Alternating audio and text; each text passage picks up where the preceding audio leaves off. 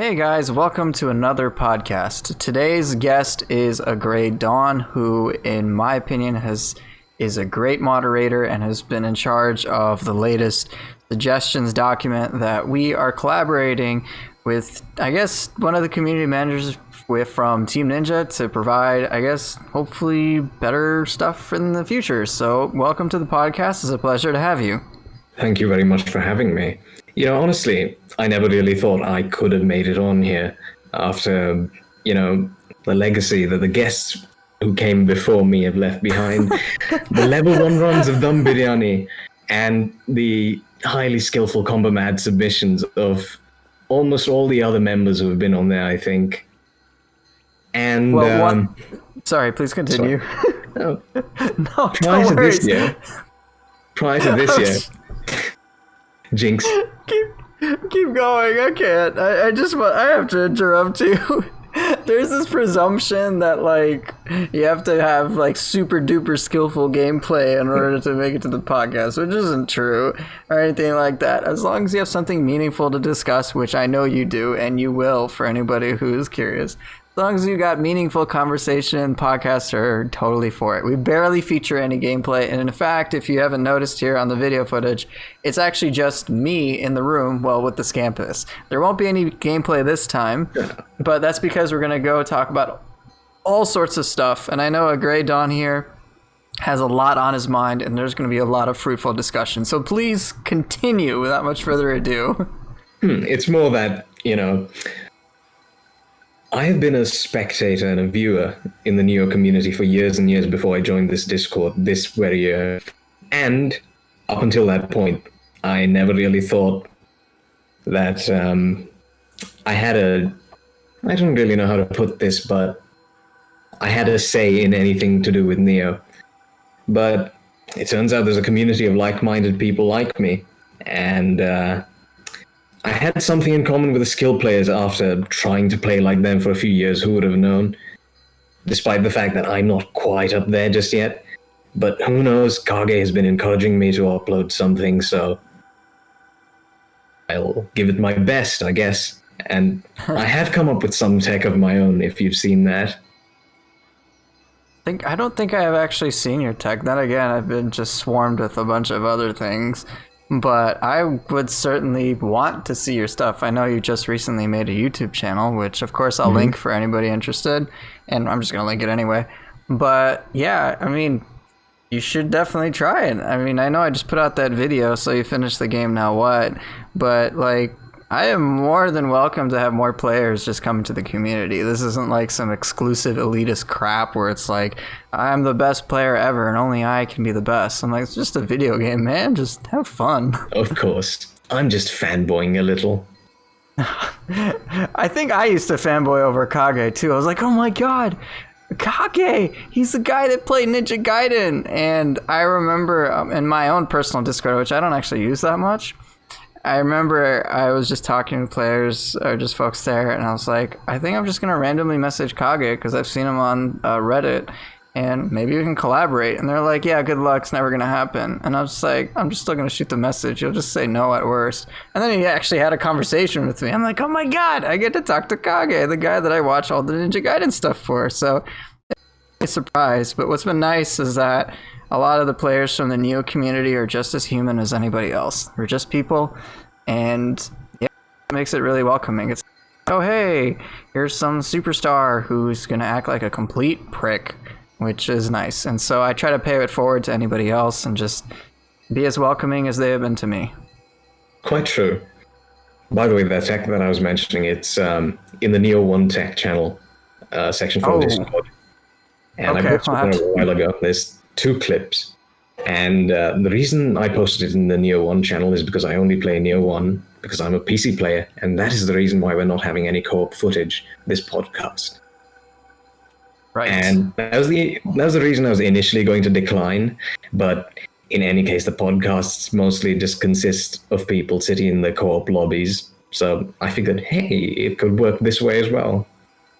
Right, and I think folks like Basara would say, your gameplay sucks, Poofer. So, sorry, he'll call me Poofy, to which I'll say that that's a travesty against my soul. But yeah, it's just like gameplay is such a small part of this. It's like what, maybe at most 20, but even then, it's such a percentage of the footage that we have. So I wouldn't worry about it. I don't think anyone's gonna really mind. Mm-hmm. Yeah.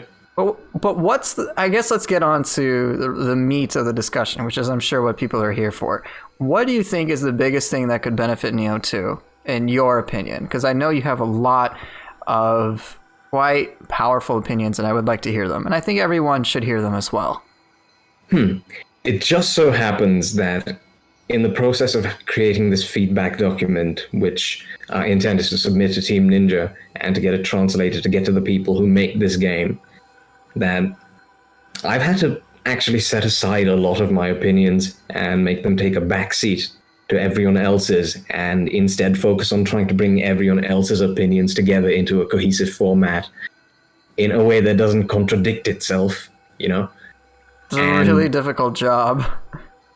It worked out fine somehow. I think Somehow. I think a lot of players here have experience with the game, and they know not to ask for anything that's too absurd.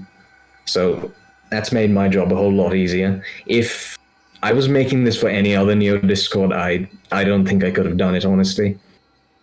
But that being said, you're right in that I do have a lot of opinions. And it just so happens that playing Nioh by yourself for years without really knowing there's a community out there and trying to discover things on your own, it gives you a lot of opinions, especially when you aren't going through the cookie cutter motions of one-shot builds and all that other stuff, and instead just struggling to find your own way through. It's a learning experience, and you have a lot of things to say from your first-hand experiences that way. Anyway, I completely agree. This has been a bit of a long tangent, but as for my opinions, now note that these aren't perfectly objective because they're based pretty much entirely on what I've observed from stream footage, gameplay footage, and from what skill players on the Discord have said. But the key issue with Nioh 2 right now is the lack of effectiveness that immediate flux has, in addition to high key costs. And that has made faster gameplay much more difficult. And if you immediate flux, I've noticed that a lot of players tend to run out of ki after a few hits. And this is where in Nioh 1 you could pretty much just combo infinitely. The reason I think this is an issue is because, first of all, it forces a reliance on yokai skills, and while that's fine to an extent, what I don't like personally is that it seems to set a groove, a rhythm of you having to use yokai skills at every interval, you know? It's... Sorry, I started a bit, but... no, you're fine. Just a minute. Sure. I guess then, while you're sorting certain things out, I will say that I do more or less kind of agree. I have found that while overall... So actually today on stream, I played Nioh 1, and it felt a lot stranger than playing Nioh 2. In certain ways, overall, I feel that Nioh 2's combat is a drastic improvement over Nioh 1's. Nioh 1 is just missing so many things that make Nioh 2 great, which is mainly the addition of an entire new dimension of skills. So you have all the soul cores and all the yokai abilities that result from it, which allows greater player creativity, greater expression, and that's really nice. And it's also another resource to manage in terms of anima management. And it just makes for some interesting decisions. But as you had said, when it comes to raw combat, what tends to happen is that most of the time, I will pretty much just use my soul cores to regenerate ki, as opposed to focusing entirely upon an intelligent use of them for any strategic purposes. More recently, I would say within the last few weeks, I've been phasing out Ippon Datara, the soul core, which is, if you don't know, just like this big hammer. Here, I'll just show it to everybody when I load up. But I have been phasing out the Ippon Datara soul core. I still use it, don't get me wrong, and I find it very powerful and very valuable.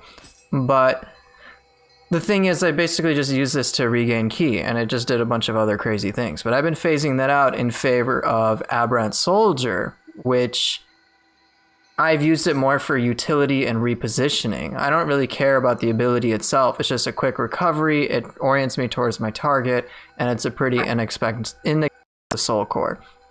And so this soul core has allowed me to play more intelligently as well. I've been using it against many human bosses. Saika Magoichi, who got a big revamp in Nioh 2 compared to how he was in the first Nioh, I use this not necessarily to shoot him out of the sky, which I could do, but I actually use it when I'm trying to keep his ki very low. So I'll try to do an out of ki combo punish, and then I will actually go for a final blow, because we are still incentivized to go for final blows and grapples via the Curse of the Demon. Yeah. Right, you want to get burst counters, grapples, and final blow. So I will actually do a final blow, but to truncate some animation time, I will do an Aberrant Soldier. And not only will I truncate my own animation time via the final blow, but I will also prevent him from regenerating more ki. So I can effectively keep the pressure on. And so uses like this are far more enjoyable than say, okay, I have to use a yokai ability because I need my ki back. And that's what I would like to have. I'd like to appreciate these yokai abilities, these soul cores, for what they are, as opposed to, okay, let me just regenerate my ki, or let's just do a ton of damage. I'd like to have more intelligent use of this. Certainly. That's my stance on it. Certainly. This is also just my personal opinion, but it also really just feels cheap to me to use an attack to regenerate your whole ki bar, and a very powerful attack at that, not to mention all the other functions that yokai abilities can fill. I agree.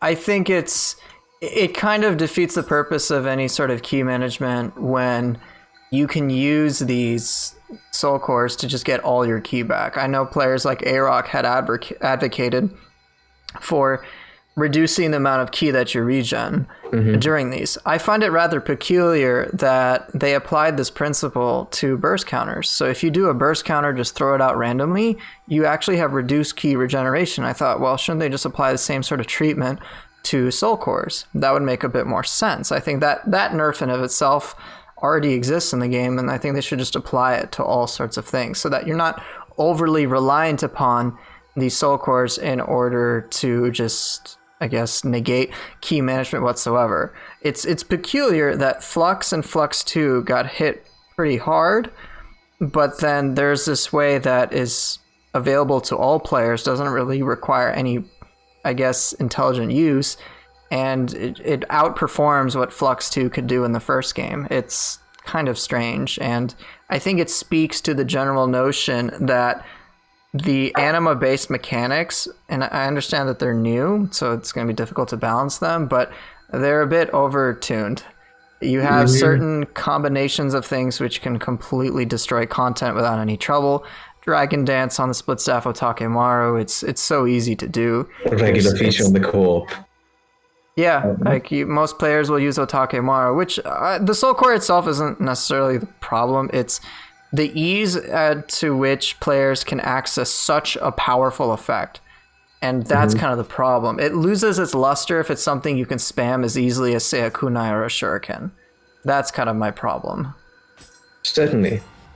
And although I think maybe the burst counter mechanic would be good to apply to the soul cores, I also really like Kage's idea of reworking them. And I can't remember exactly what it was, but I believe it had something to do with... That's right. Using a yokai skill would refill your red key up to white key immediately. That was his idea. So you'd still have to key pulse after it. But this way it needs more investment and isn't an instant get-out-of-jail-free card in many respects. It is certainly involved... That would certainly involve a more intelligent use of it. At least something more meaningful than just push a button, things just happen, and I think I'm fine with that personally. Just as it is right now, I think it's too strong. But of course, nerfs, no matter what they are, feel bad to everybody. I mean, by and large, no one likes nerfs unless they're that egregious of a problem that requires a nerf. But if you're going to nerf anima-based mechanics, then samurai-based mechanics such as key management need to get a buff as well, which is why I know you've said make key consumption a little easier to work with in certain cases, and just make Flux and Flux 2 have greater gains. I certainly hope so. I've noticed that corrupted weapons, if I apply corruption on a target and I keep attacking a target, then it feels like I'm fluxing as if it was a Nioh 1, which is great. But just the base is a little weak in my view when it comes to key management. And I feel like restricting players to corrupted weapons stops you from playing with other elements. And it also limits you against enemies who are strong against corruption. Which is most enemies, since this game is pretty much focused on yokai. That's one thing that I believe the director himself is... I think it's the director, I'm not sure. But I know at least someone from the game company has said the first game was more about samurai, the second game is more about yokai, which is pretty evident even based on the downloadable content. And they had one humanoid boss who, besides the fact that he was a pushover, it was just one. You had the 3 main bosses, you had 4 actually, that were yokai. You had Nioh, you had Yudo, you had Benkei, and you had Yoshitsune, all yokai. So that's the direction they're taking, and I think it generally helps in terms of their design, because an ideal opponent that's a human seems to be pretty difficult compared to a yokai, who they just have a lot more freedom. It's interesting that you say that, and I want to get back to that point about human enemy design in just a bit. Sure. But before that, I'd like to say about the key mechanics that the issue I have with them could be summed up in... I actually might have lost my train of thought here, but let's see if I can get it back in time. All right, choo-choo, let's find that train. Well, let's see. I know some of the other changes players have advocated for, at least in the Discord, so I'll take over while you're regaining your train of thought. Is, again, there's been some contention. I know Witty Clever, for example, felt that just doing a key pulse normally to eradicate a yokai realm, which he felt that it makes it a little too easy. And I can understand. Sorry, you feel that way too? I feel like a perfect key pulse should be required to clear yokai portals, because instead you can just do a low dashless attack and then dash away, or rather dodge away. And true, all the portals are just gone like that. True. There was a bit of risk involved to them earlier in them. I can understand that. And so the thing is, it seems like it's a decision that the developers took into consideration, like serious consideration. Did it? I guess it's tricky. The more I think about it, it's tricky to kind of figure out what's the exact, what would be the best thing to go. Is it best to have the requirement that you do a perfect key pulse to purify the pool as it was in Nioh 1? Or is it better to have greater incentives to do the perfect key pulse, but not be absolutely required to? Even though I like having a more engaged skill aspect to it, I actually feel that just allowing players to key pulse in the pool to clear them is okay, but that's only because there are so many reasons to go for perfect key pulses now. So they have if you do a perfect key pulse in low stance, you get a low stance buff, mid stance buff, high stance buff, and stuff like that. And that's just on normal perfect key pulses. But if you do it in yokai pools and you do the perfect key pulse, you get specific bonuses. So high stance gives you bonus attack for a limited period of time. Mid stance gives you bonus defense for a period of time. Low stance gives you the key recovery as well. And then on top of that, with some of the Shiftling passives, you have, hey, you do a perfect key pulse, you get anima back. If you do a perfect yokai ability key pulse, then you get both the benefits of the passives I'm showing. So you get 1.2 up to 1.2 for doing the yokai ability to purify, and then 1.2 just doing a perfect key pulse. So I think that yes, they did make it easier, but if you decide to take the extra time or the little extra risk to go for a perfect key pulse, there's a lot of extra benefits. So to me, I view it as, yes, they've kind of made it easier, but if you decide to go the more skillful route, there's a ton of incentive to do so. That's how I personally see it, but how do you feel about it? I mean, how do you specifically feel about it now that I've said those things? Right. So, I think this is a debate of the stick versus the carrot. Now, Nioh 1 brought the stick approach. Nioh 2 has the carrot. Now, from my personal experience playing in Way of the Nioh, it was very hard to clear yokai portals at times because you have to get an attack string, while the boss is in recovery frames and not evading you. And then you have to wait for a little while as they stand in the yokai pools, and then you have to clear them. And that is only when you haven't overextended yourself so much that you're liable to get hit while doing so. And on top of that, you have to do that often enough to be able to keep up continuous pressure and to be able to make a significant enough dent in the boss's not insignificant key pools before the next yokai portal spawns in, which is pretty fast, honestly, in Nioh 1.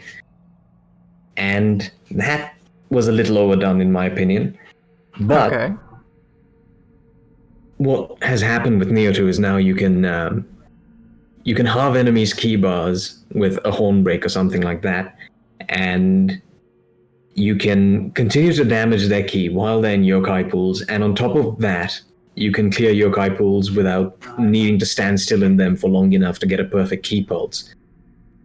To me, that's gone a bit too far in the opposite direction.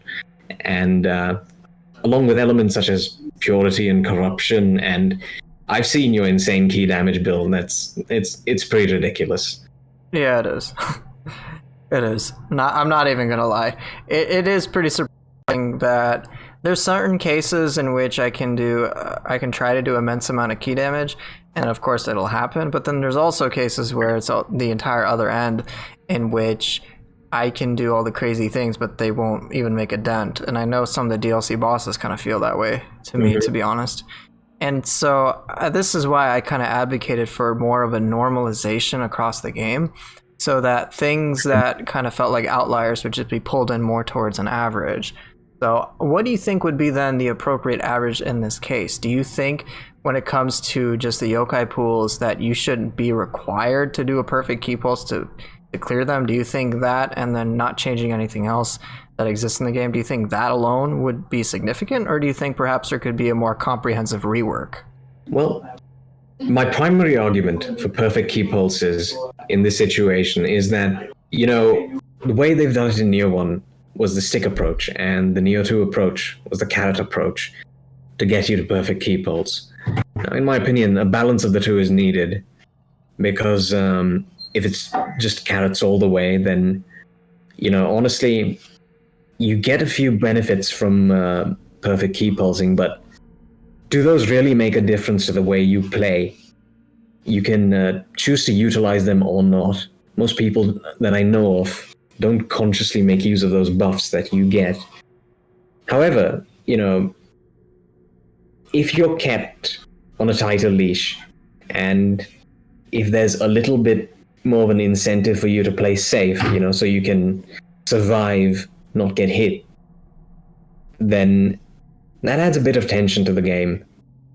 And I'm in favor of that, personally. I guess then my question is the type of tension going to be enjoyable? That's the thing. And is it going to be enjoyable for most players, or is it going to be considered a nuisance? From what I've understood, the reason that they made this change is that they felt it was considered more of a nuisance. I can certainly say, as a player who prefers more technical stuff, that it's certainly nicer to have, but I do understand that most of the time anyway, I don't necessarily go for the perfect key pulse. I usually don't in yokai pools, but when I do, it's very much intentional, because I'm trying to get something very specific, whether it's a key recovery buff whether it's an anima, regain, things of that nature. Those are usually the things that I go for. In terms of the high stance buff, I don't really care about the extra damage. Mid stance buff, I do go for it for time to time. And then I actually have an extra incentive on my character to go for the perfect key pulse, in that because of the clan that I'm using, the Ukita clan, I get life recovery at this present time. Let me see if I can show it, if it's going to even pop on here. But it's just somewhere on my sheet on all this status effect stuff, where if I do a perfect key pulse, then I get some life recovery back. I don't know where I can show it, but it's there it is. Life recovery purification, right in the middle of the scroll bar, I get 380 life back. So if I purify a yokai pool, then I can do this. And so there are various moments where I decide, you know what, I want to get the perfect key pulse, and I'll go for it at that point. But again, I don't really know if you can pick something in. I don't know if there's a way to go in between, as you're saying, in between the carrot and the stick approach, because the carrot, which you were saying was Nioh 1, was you had to get the perfect key pulse, otherwise you'd have a big problem. And then now, sorry, that was a stick approach. The carrot approach is you can do it. You don't have to purify it. But if you do, there's a lot of benefits to do so. I think in between those two choices, I'm firmly in the camp of Nioh 2. But again, could there be a more meaningful way to require yokai realm, I guess, get dispelling them? Perhaps. And what do you think would be a more meaningful way, I guess, to incorporate them? Because of course, if you just have if you require perfect key pulses, what could you do to compensate the cases in which, say, you're in the dark realm, or there's like 50 different pools that you have to deal with, say, let's say courtesy of Kashin Koji? How would you compensate in that case? So the issue I ran into most was that I couldn't put a dent in yokai ki while trying to purify, because every time I purified, a new portal would just pop up right away. However, in Nioh 2, you can now damage yokai ki despite portals, and I think that's huge in and of itself, despite the fact that it's regenerating. Just being able to power through that and ignore it is strong in and of itself.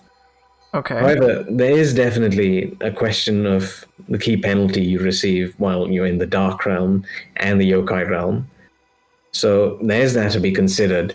And to be honest, I haven't played Nioh 2, and I don't really know what it's like, so I can't think of it in that specific context. But okay. What I will say for sure is that perfect key pulsing to purify is satisfying, and I think it rewards skill, and the question of the pressure you're put under when you attempt to go for that perfect key pulse is a question of enemy design and enemy placements, stuff like that. But I do think there's a balance to be struck. I think if they change the requirements to a perfect key pulse, and I don't know what else could be done to sort of bring it to a middle ground. It is quite difficult. I've been trying to brainstorm things just on the spot, so maybe this is something that could be done for higher difficulties, because as we're saying right now, we're both in somewhat of an agreement that it's an easier thing to do. Now, I think the easier things are appropriate for the easier difficulties. So, Dream of the Samurai and Strong difficulties are the easiest difficulties. So things naturally should come much more easily than on Demon or on the Wise difficulty, which is going to come out in a few days. And I think perhaps they may further add mechanics to do perfect key pulses, so that if you don't go for a perfect key pulse, you might get more penalized than before. So the reason why I say this is on the screen I put the Curse of the Demon, which if you do not go for a burst counter, a grapple, or a final blow, it's a lot harder to deal with enemies because they move faster. humans will consume less ki and yokais take less ki damage. So you want to do these specific things. So perhaps they may add another thing, and I don't know what route they're going to take with their difficulties, but they could potentially add another conditional thing you have to worry about. So now the yokai pools from certain enemies, in order to dispel them, you have to do perfect ki pulses. Do you think that would be an appropriate compromise? Perhaps, yes. And one of the issues with requiring a perfect ki pulse is if you're dealing with a lot of enemies at once, you can't really stay still for extended periods of time. But then again, there's a trade-off to that. So you have to get in quick attacks, get the perfect ki pulse and dodge back out. But I understand that might be more difficult in Nioh 2 than it feels in Nioh 1, with the increased ki costs and all the other changes that have been made.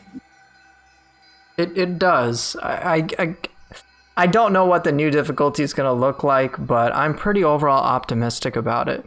I didn't expect this effect, Curse of the Demon, to even be a thing. We those who've played Nioh 1 are more or less aware that we would get sort of the red buffed enemies, but how that would exactly come into play, it was just up in the air. A lot of the things that have been done in Nioh 1 are just, in my view, overall greatly improved in Nioh 2. Now there's a more meaningful way that you can engage with difficult opponents, and it encourages the use of extra mechanics. So I think, and this is just pure speculation, I think they might do something relevant in that regard for the wise difficulty that will be coming out. And I don't know if it'll be a further expansion upon the concept of Curse of the Demon, or it'll be some other thing altogether, but who knows. I'm at least expecting expanded movesets for all enemies, all normal enemies, since that's one of the biggest things that was missing from Demon difficulty. And then of course just different enemy placements. My personal wish is that they bring DLC enemies into just normal missions on Wise as well, because it just felt a little bad having to only deal with DLC enemies in DLC related contexts. I wanted to fight a Kiryoki in an earlier mission, in the same way in Nioh 1 you'd fight a Magatsu much sooner than you'd expect. So that's what I hope for, but we'll just have to see. Yep. Truth is, I don't know. I really don't know, and I think when it comes to the game developers, pretty much anything I can think of, for the most part, is easily outclassed by anything that they've put out. The stuff that the game has put in my face, I'm like, yeah, this is pretty much the best thing that they could have done, barring a few things, but those are all more or less just minor adjustments to otherwise really great concepts. For sure. Seriously, I don't know. I don't know what to do. And hey, let's be honest, we'd like to be surprised, right? Of course, yeah. Unpleasant surprises, but they're a part of the territory, Right, that's what makes this game so difficult. I think one of the best surprises for me was when I was fighting Magra and Otaka, the Isodachi boss. Yeah. And then that 7-hit flurry attack was just considered a normal attack. I'm like, holy shit, this is crazy. On the earlier difficulties, it's a burst attack that everyone shut down and couldn't appreciate. Now it's like, well, now you got to avoid it. I'm like, that's crazy. So I definitely got my wish of being able to show how cool it is to dodge all those attacks individually. It's just, it made for an enjoyable experience, but I thought, wow, they were not kidding about having this being a harder difficulty, which was something I certainly liked. I didn't like how the grab became a burst counter, because I could avoid that super easily, but I was like, well, they made the really hard attack something to work towards, and that made it enjoyable, gave a nice goal, a nice objective to have. So I'm sure we're going to get something analogous on Wise difficulty. We have to. Yeah, that would be interesting. I wonder how less skilled players reacted to that fight specifically. I never got around to hearing any of that, because I'm not a part of any other Nioh discords that aren't dead. Yeah, that is kind of the thing. There's this almost self-fulfilling... Ooh, excuse me. Sorry, I drank water, and I think I drank it too quickly, and so I'm kind of like burping every now and then. That's all right. But I think when it comes to Nioh communities in general, I think there's almost a self-fulfilling prophecy, excluding ours, because ours is pretty much invested. And we're just like, yeah, we enjoy the game and we'll just keep playing it and we'll just have fun time together. So there's that. But I think there's almost a self-fulfilling prophecy in perhaps other gaming communities that are affiliated with Nioh, where they may focus on one aspect of gameplay. And usually that's kind of just the build aspect of it. And so then what happens is players may only evaluate the game in a certain way. And then once that way is pretty much been satiated, and then what'll happen is they'll perceive, hey, there's nothing else to do. I've already beaten the game. And yeah, and then that's just kind of it. That's kind of it. So that can be unfortunate. And my hope is that we can show players that this game has a lot more to offer. And there's a lot of different ways to really get what you paid for. I mean, for me, I've put in over 700 hours. Let me see how many hours this character has.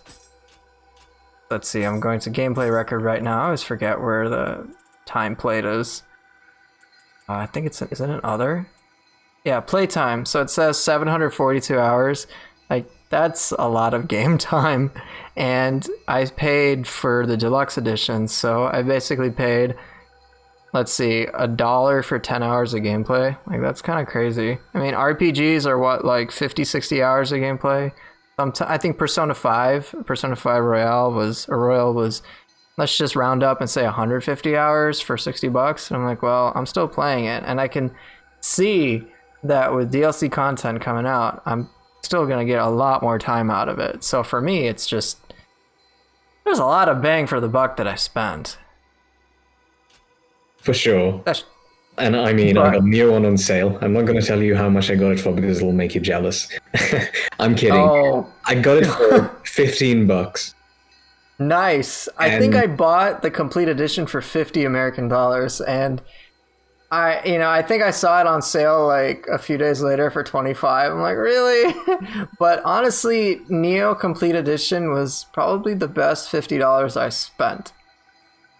Since I got so much out of it. I got 1,500 hours streamed from that game. That's a lot, all right? That's crazy amount of gameplay. And for the most part, I enjoyed all of it. I think towards the end, near the release of Nioh 2, I'm like, okay, I think I've started to actually, to me, this game is like, I've burned out on it. I think Fear Dude spent like 2,000-3,000 hours. He's like, okay, I'm done with the game. I'm like, that's a long time to play the game. I totally get it. And so, that's just sheer exhaustion of every possible thing. But then Nioh 2 is a further expansion upon that. Like, whew, there's a lot of replay value, in my view, anyway. And I know that there are some build-oriented players who have derived many hours from playing this game, but that's mostly in the abyss and the grind, and they tend to see an appeal in getting powerful, getting overpowered, and then finally settling down with their fully optimized builds. And sure, that's one way you can play the game, but I think it's an approach that's going to turn off a lot of people, because that's the only approach that they've been shown, and they're not really into the grind that much.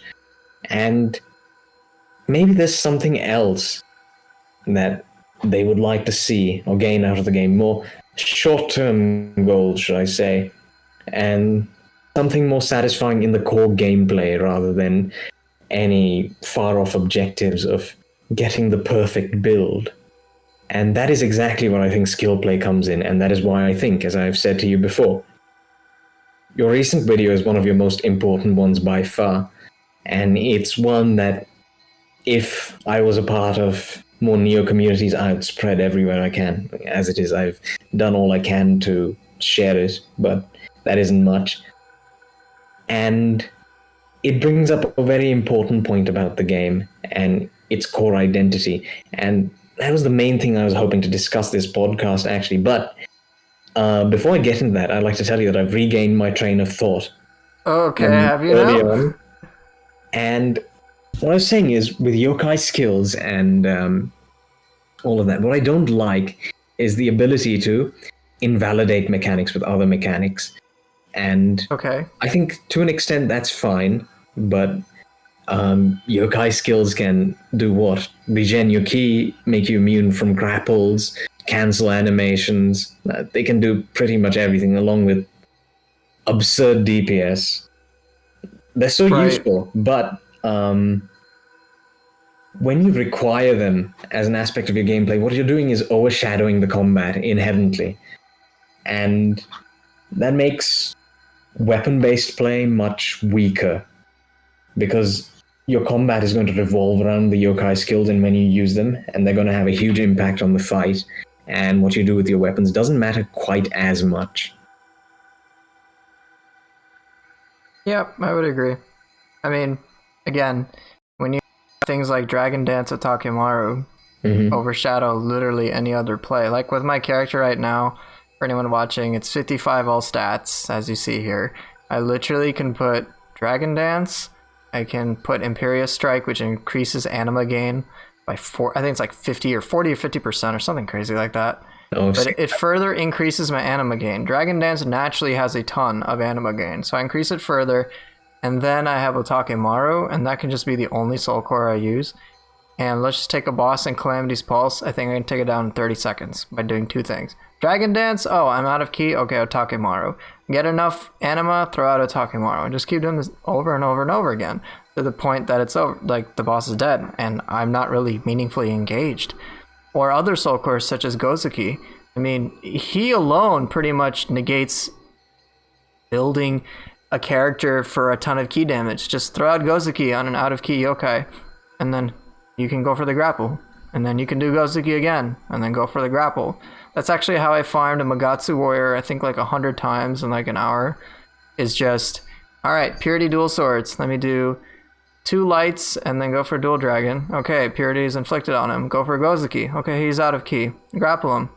Before the animation for grapple really even ends, throw out a Gozuki, then grapple. Okay, he's dead. And it took me like 30 seconds or something, and then you got all the reload times. And it's just like, well, I'm using an ability, and I'm not really even meaningfully engaging with an otherwise extremely threatening enemy. Most players have a lot of difficulty with the Magatsu warrior, particularly when he has only 2 Odachis out. But now I'm using 1 soul core to negate that difficulty entirely. I think that's a problem. Same with Ippon Dantra. I love the soul core, don't get me wrong, but for what it does, it's way too effective. And it's not just a matter of cost. Cost is one part of the problem. I know that they increased it and they made it a little worse to use normally, as in you can't just regenerate a ton of fire. But the thing is, as you said, it can nullify grabs. It's nice that it can avoid sweeps. I think that it should stay. It can stagger literally any enemy, and it's just really fast. So it just has all these pluses, but no downsides. And that's not necessarily a good thing. I think it should be, I think certain soul cores should just be rebalanced. I do think that the anima dimension in general needs to be rebalanced. If you're gonna go for high anima gain, then there needs to be specific playstyle that should be encouraged, as opposed to willy-nilly just very basic play, and that's kind of sad. And I do hope that gets rectified. Right. And there's a number of thoughts I have on this. I better get them out quickly before I forget. Yeah. But, alright, what you're saying ties into a point you made earlier. No one likes nerfs. However, I'd like to make as a counterpoint the argument that something that's too strong can become boring really fast, and nerfs can actually make something more fun. This is something I've personally experienced in other games, where it makes your usage of certain things, a certain tool, a certain character, much more meaningful. And because you have to actually put a little more effort into something, it becomes far more satisfying to use. And I've seen this to be the case when a certain element of a game was way too strong, and it was nerfed to be still strong but more situational. Now you have to think, now there's a whole dimension of strategy to it, and it's no longer the case that when you use it, it immediately invalidates other aspects of the gameplay and can easily become the only thing you rely on. There have to be additional considerations, right? And that's what game balance is all about. And the fact that, all right, I'll get to this point in a bit.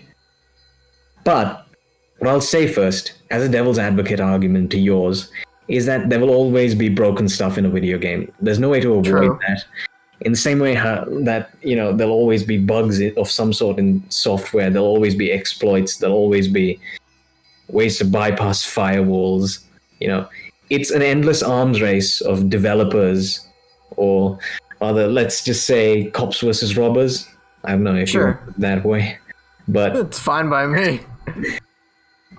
But it's an endless cycle, and in the end, there will always be things that are imperfect, unfixable. And the focus shouldn't be so much on trying to make everything perfect as it is to make everything meaningful. And again, I'll get back to that later. I've lost count of how many times I've said that already, but that's all right. There's a lot of points I have. And when we are going to get through them. I think, for example, what would make, say, the Soul Core Otakemaru, since that's the one I seem to bring up the most. Otakemaru, for example, the Soul Core, I don't need to show you guys know what it looks like. It's all the sword Sanmyo Storm spam. But the thing I think would make it more meaningful is this. And it kind of goes into a high risk, high reward type thing. I think for things that are low risk, it should naturally be low reward. There should be a correlation between the two. But as it is with Otakemaru, you have free control of your character pretty much right after you do it. You just throw it out and you can freely move. And that's what enables Dragon Dance Otakemaru to work so well, is that you can throw out Dragon Dance as Otakemaru is happening. Then you quickly just throw out Otakemaru and it's just going on in the background. What is puzzling is that the boss itself does not function this way.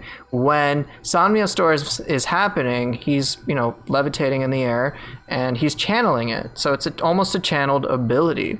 And so my thinking is, well, why, if the boss is doing it the same way, and if we're supposed to mimic the boss, why isn't it the same thing? Why aren't we actively channeling the Soul Core? Then it would fit and be like, well, all right, we're summoning the power of Otakemaru, and it's really powerful. But again, it just, I think that would be a better direction. Having more risk applied to it would help. I think the reward that it provides is fair, and it's crazy, and it's powerful, and that's what I would expect from a boss core. But again, no risk is the bigger issue there for me. And this is a comparison someone else brought up, but the Koroka Soul Core, the one that no one uses. Actually, someone used it in the combo mat, and it looks really cool too. It does. But it's kind of just a worse version of the ninjutsu feathers, and it doesn't even compare to Otakemaru. It's not even on the same planet. You're stuck in an animation for an extended period of time. Your projectiles are very slow, take a while to travel towards your opponent. They could get caught on something along the way, and they don't do that much damage. So there has to be a bit of a balance between these two soul cores, right? I agree. But again, like I said, no game will ever be perfectly balanced, and that's something we're just going to have to accept. But here's another devil's advocate argument that might not even be the worst thing. That Gozuki build, the Gozuki technique you described. The Gozuki build, it's basically Gozuki build. That he used to farm Magatsu warriors actually touches on this point. Sure. And it's the fact that these builds have a place in the game, allowing you to farm things. Can you imagine how painful it would be having to grind for smithing texts or any other sort of stuff without builds like that? It would be very painful. I mean, I remember when I was trying to take out Maeda Toshie for both of his hidden skills, and it's like, okay, the grind was really painful. I quite literally took 100 attempts to get both skills. It was on the 100th kill where I got triple threat. I'm like, oh my god, I'm finally done. But it was just so painful, and I think just in general, grinding for things to this extreme is never fun. The thing is, it's not like the Sudama sort of grinding, which is not necessarily intended in the game, and people rolling for perfect stats is one thing, but when I'm trying to get, I guess, basic. When I'm trying to get skills for the character that are part of the core experience of the game, that's kind of a problem. And I think if things are optional stuff can be grindy, but things that are just like, hey, this is something cool for everybody to have, and then that takes a while, it's just frustrating. Yeah. I think the grind could be mitigated in many ways, and it could be eased up. But the idea of a grind in and of itself isn't necessarily a bad thing. It can drive investment. It can give you a goal in a game. And, it can be sort of fun to get in a groove and a rhythm and to work hard towards something to finally get it in the end and feel the endless satisfaction of having something that isn't easy to get. But I agree that skills as such shouldn't be gated like that, and that's why one of the priority suggestions in the feedback document, which we hope to send over today, is that boss skill farming should be made more intuitive, less random, and it certainly shouldn't require you 100 tries, and it certainly shouldn't create beef between you and Sacred. I love you, Sacred, man. I still got that on the first try with my level 1. No hit, stylish, man. And that must have felt great. It was so... I mean, don't get me wrong, it was awesome, but it was just so silly. I could not help but laugh. Like, what are the chances of me getting this? But, it's just... Again, I just wanted things to be a bit normalized. Maybe there could be something like a pity timer where if you fight a certain enemy, I don't know, some predetermined amount of tries, let's just say 20 for the sake of it.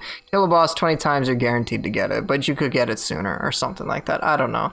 Or if you satisfy a crusher, then maybe you could get it. I don't know. Right. Just something more meaningful than just, all right, I'm going to do the same thing 100 times and I'm really tired of doing it. I actually have heard from players that one of the reasons they are just waiting until PC, even though they got a PS4 for Nioh 2, is that they do not want to redo the skill grind. No joke. I think it's just like, I am not going to redo the skill grind twice because I hate that. And that's certainly not a position you would want anyone to feel like that they're going to be in, that they're going to not play a game because of something like that. If it's like grinding loot, which is totally optional, and, finding your perfect groove and getting that is certainly satisfying. Like, yeah, I finally got perfect, chess piece that I was looking for with this certain stat, that can be fine, but it's not an absolute requirement. And that's something that's player induced. But again, skill farming just feels bad. I agree. However, back on the subject of balance for a bit, and that's where this whole tangent sprung from, because, those builds and those tactics, they have their time and their place, and they are a part of the game ultimately, and I don't think we should argue for them to be entirely removed, even if we want them to be brought more in step. But, as I was saying, the goal of these things, of balancing rather, should always be to make choices meaningful.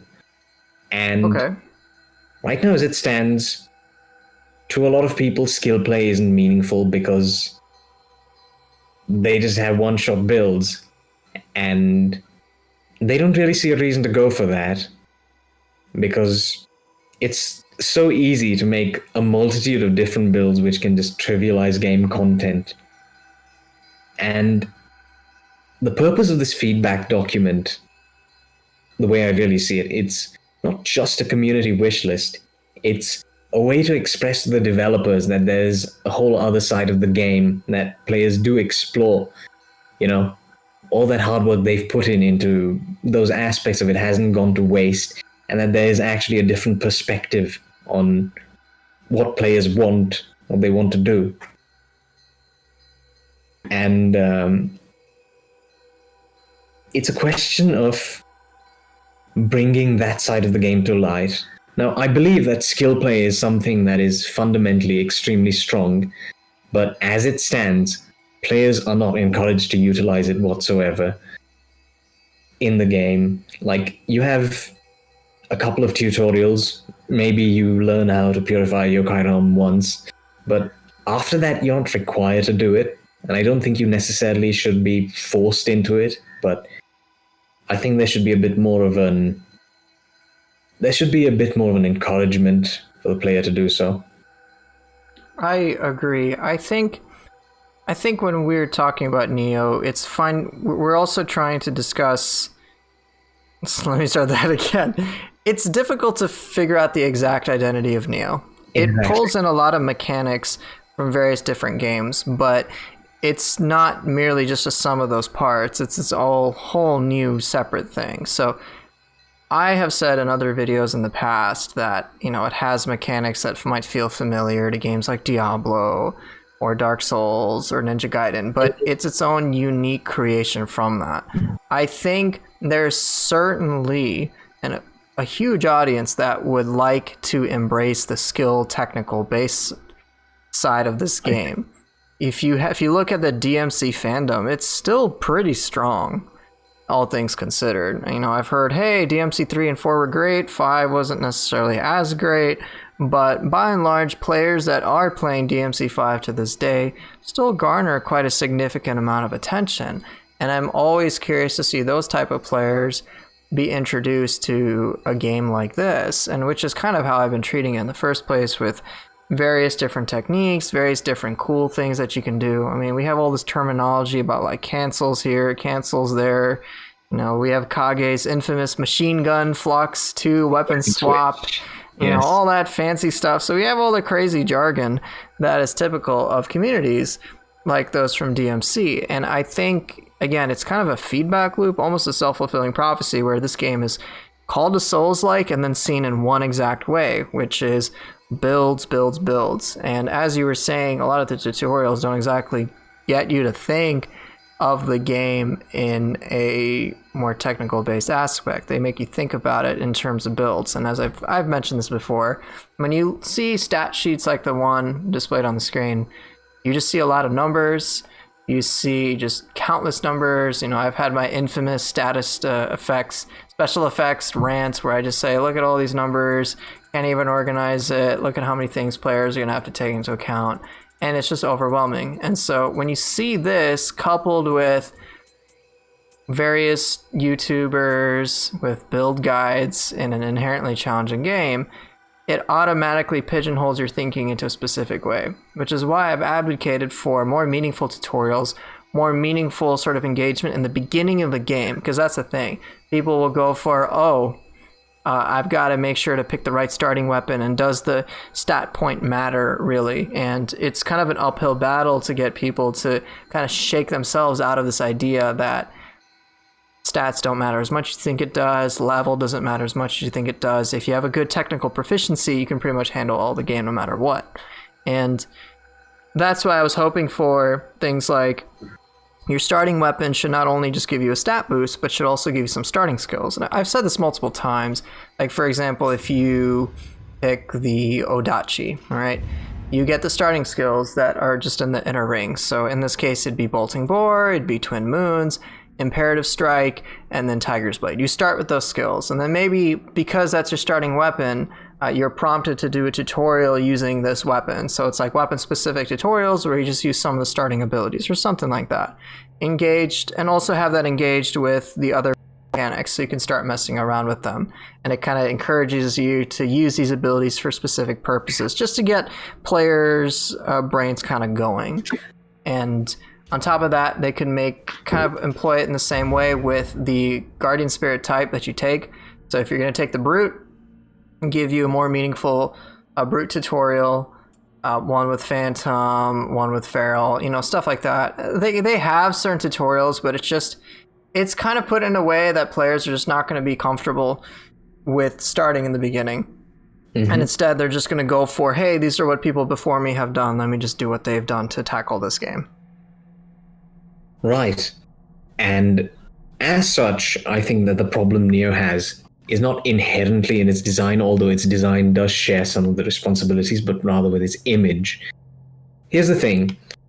From being a part of certain RPG communities for a while, I realized that people would do anything that it takes to get things done in the easiest way possible. They look for the easy option and the easy way out. However, people also want to see someone with a skillful approach to the game. They want an ideal to aspire to. And there are things about, taking the difficult road that they do admire and that they see as desirable, that they seek to emulate. And this is most common in competitive games, which I am somewhat involved in as well. And I think Nioh does share something in common with those games, despite having no competition as of right now, if you exclude Nioh 1 skill PvP, which I don't expect has much of a community anymore. But I think Nioh 1 shares something in common with those games because there's an aspect of challenge and there is a drive for improvement, and players set the benchmarks for that. Players keep innovating. And in that sense, it's not so much a contest of one-upping as much as, complementing other people's contributions with your own contributions in a different dimension. To put it in an overly complicated way, that's what I've seen a lot of skilled players do. They have different specializations, and some of them might not be as good at some things as others, but they have their own strengths that are unique to them. And everyone is constantly learning from the other, and as such, that is a sort of community investment that drives people to explore the game in a deeper fashion. That is something that I feel Nioh is desperately missing, despite the fact that that could be one of its biggest strengths. Like I said, the problem is with Nioh's image. There's currently 3 audiences in Nioh, from what I can tell. There's people who are in it for the gear grind. There's the massacre audience who, they might not exactly see it as a Dark Souls style game, but they might have come over from Dark Souls. And the third is us, the skill players. Now, Nioh is not just these 3 parts. It's greater than the sum of them. But as it stands, most people tend to only appreciate one of those aspects at a time. But another thing I've noticed as well is that skill players have their own builds. They tend to know what they're talking about when it comes to other aspects of the game as well. And obviously they naturally explore the difficulty of the game, and they do of course appreciate it, but in a different way from the massacre audience. And the way I distinguish them is that someone from the massacre audience might just want the game to be as challenging as physically possible, where the reward, the turnout, is simply from the pleasure of defeating a boss. But the skill players might want something different. They want to defeat the boss and do it in style, and for that reason they want the bosses to be fair, whereas the massacre audience, and I hate that term already, they might not care if the boss has a few unfair things about them, because that adds additional tension to the fight. And that is where I think a balance needs to be struck, because it's not like the massacre players are wrong in the way they approach or think about the game, but it's that they see part of a bigger picture. And admittedly, my bias towards skill play is showing a little bit here, but then again, skill players do tend to explore all the other aspects of the game, and therefore, in my opinion, they tend to have a more complete perspective of the game as a whole, builds, and its challenging PvE aspect, as well as the flashy combos. And I think that perspective is something that we need to use first and foremost, at the forefront of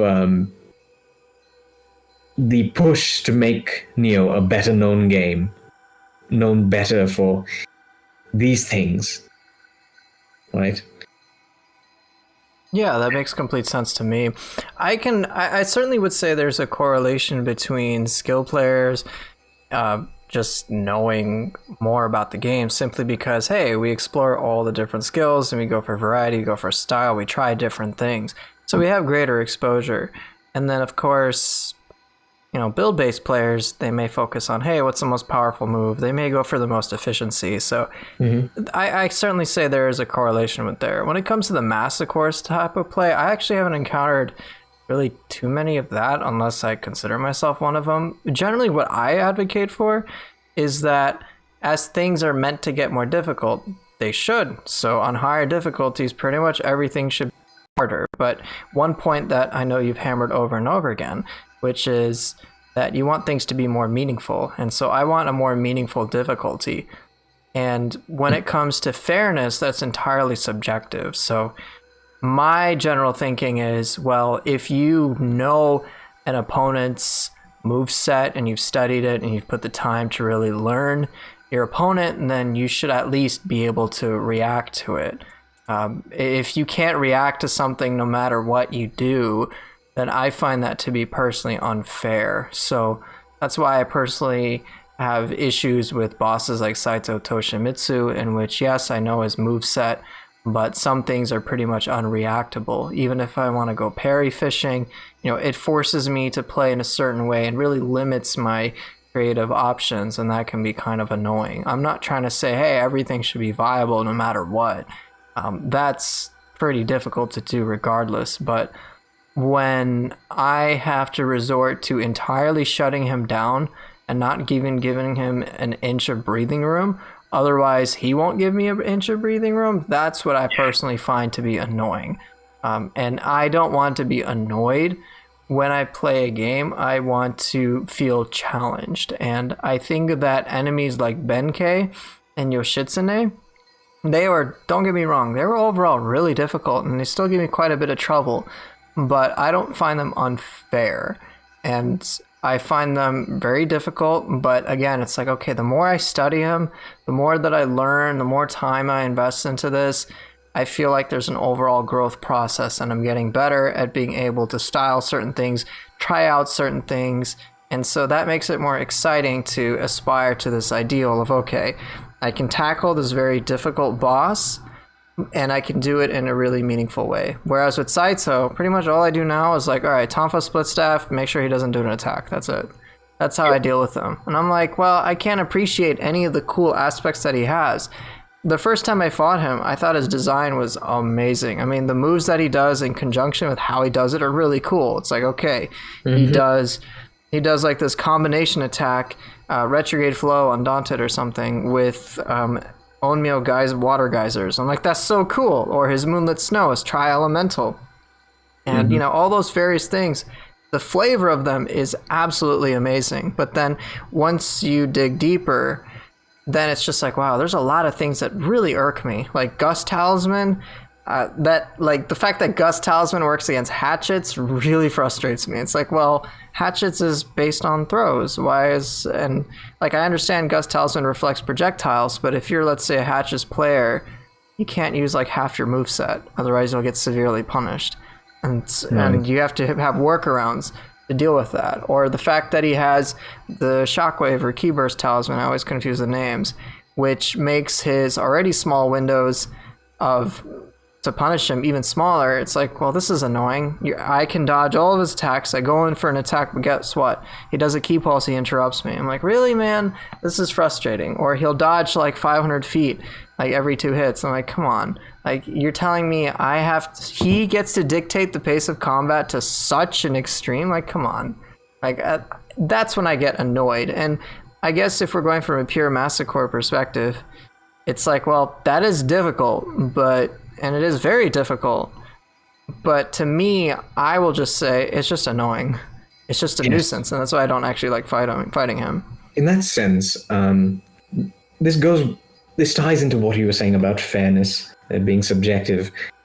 To that end, I don't think balance is about what you can or can't achieve, but rather about the goals you seek to achieve with balancing an enemy in a single player game. Because here's the thing, humans in general, throughout all of life, they just find a way.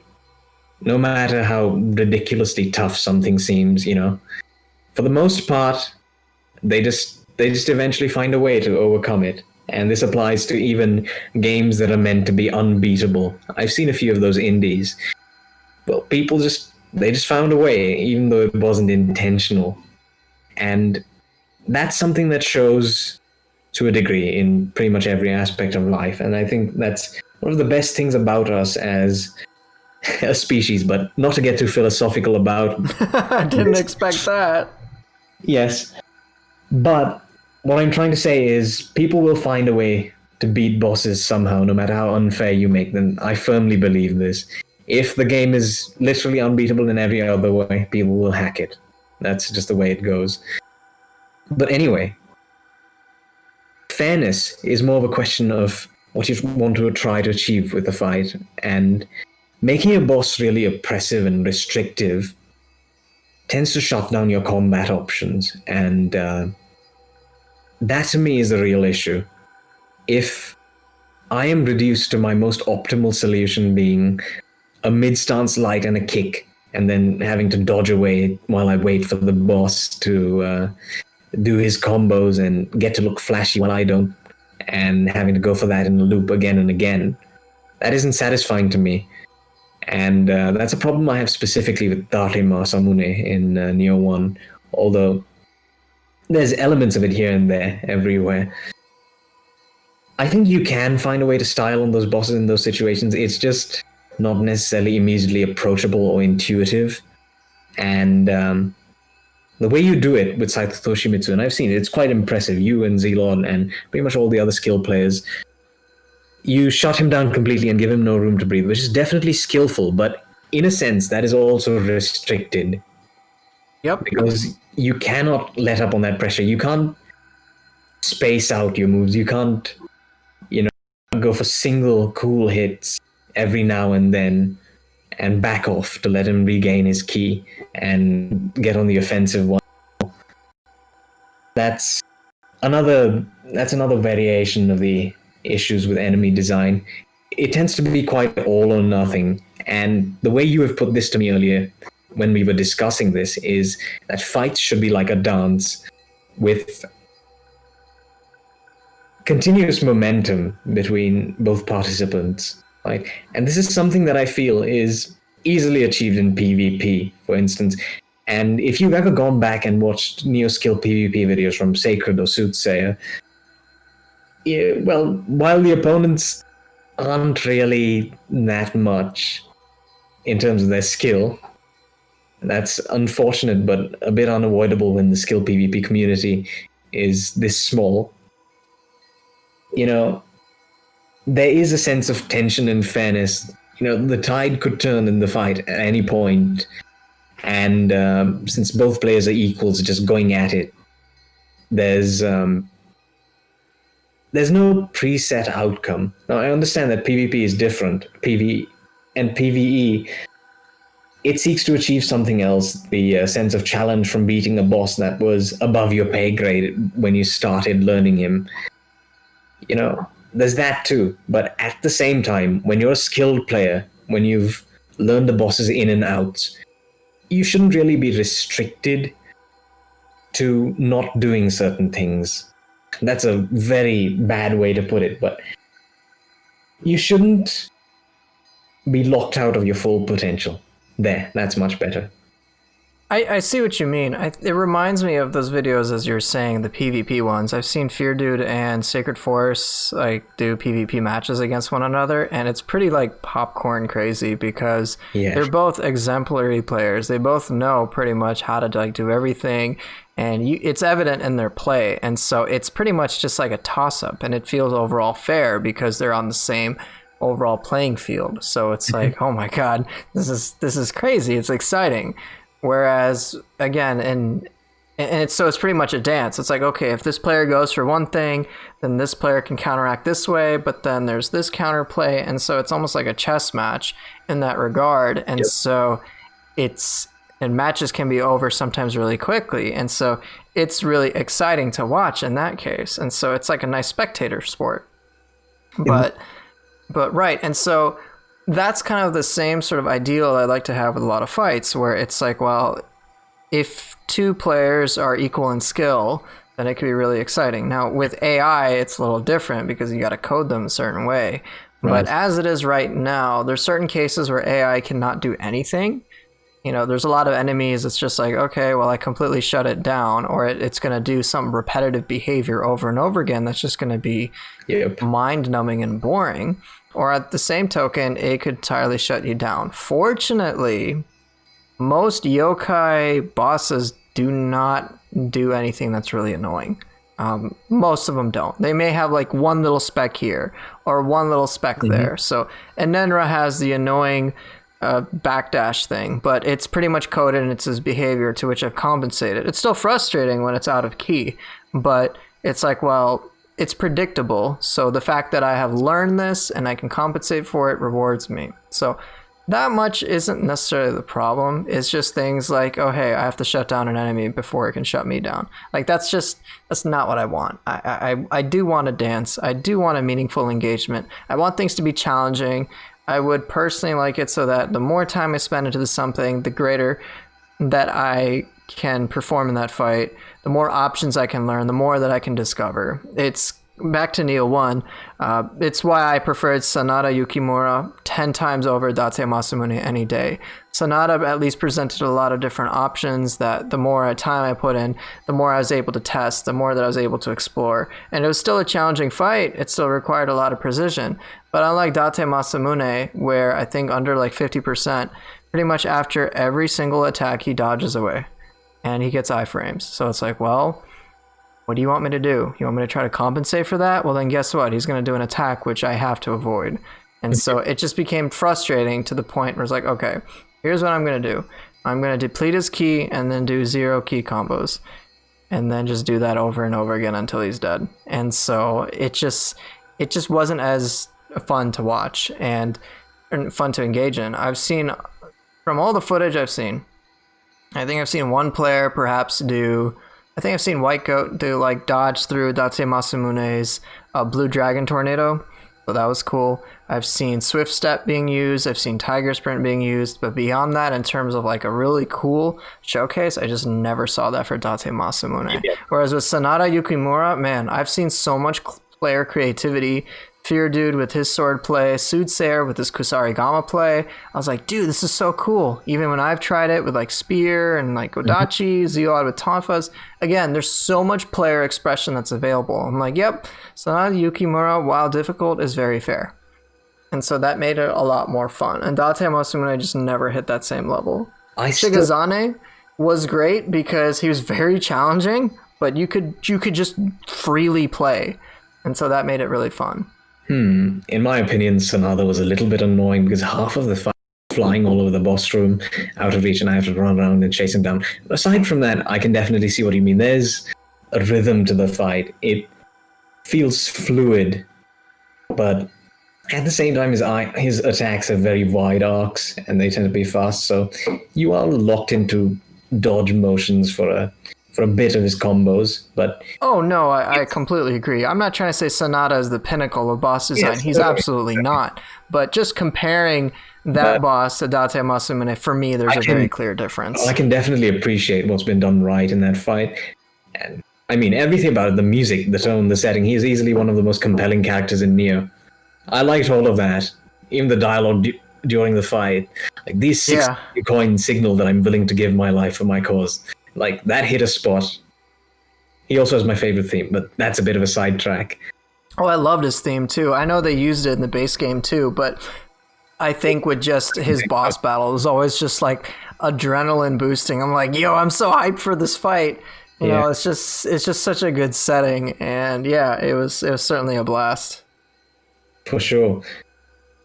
But with things like Inenra's Backlash, for instance, you can adapt to them, like you were saying. It requires you to play in a specific way that is more of a chase, an interruption-based playstyle, rather than being able to free flow quite as much. And I mean, you're really good at free flow. I don't know how you do it quite that well. You tend to make non-free flowy fights look pretty smooth, but even then, there is a bit of a difference, right? That is made because, you know, the backdashing and stuff like that. And sorry, please continue. Actually, continue with what you were saying. Oh, I was just going to say, I think, so there's certain bosses that I think are really good for allowing free flow. I think you had said this too. Onryoki, while very simple, pretty much allows entirety of free flow. Yeah. Again, he's really straightforward, and so it's... But you can do whatever you want. I think Magra no Taka is also another good one too. Again, on the simpler side, not so much now on, demon difficulty, but one in which a player can do pretty much whatever they want. without having to like stop per se, provided they know him. Yes, you've got to dodge the super Odachi attack, but it's like, well, it's just like one attack amongst everything else. You pretty much can find some interesting, meaningful counterplay, especially with Soul Cores, to pretty much stay active almost at all times. So I'm never really that concerned. Anenra overall is pretty cool. There's a lot of things you can do with them. The backdash is literally the most annoying part, and that's pretty much it. Ryomen Sukuna, I think, is another good boss as well. You can pretty much attack him almost at all times. I think maybe the only time you can't really do anything is his wake up attack, but you just don't be close to it. Just like back off and do some other attack. And yes, you're limited, but it's like one small thing, so it's okay. Even his new like super hop, it's like, yeah, you got to avoid it. But again, there's stylish options that you can do for that. A lot of his basic attacks are overall pretty workable. I think the only real annoying thing is his arrows, mostly because there's inconsistency. Sometimes his arrows will have perfect tracking, other times they just won't, and it's just weird. So I kind of wished for, hey, just if you're going to do perfect tracking, keep it all the time. Or find a middle ground or something, because it's just kind of weird. But again, I think Ryomen Sukuna has overall done pretty well. I really like Shibata Katsui as well.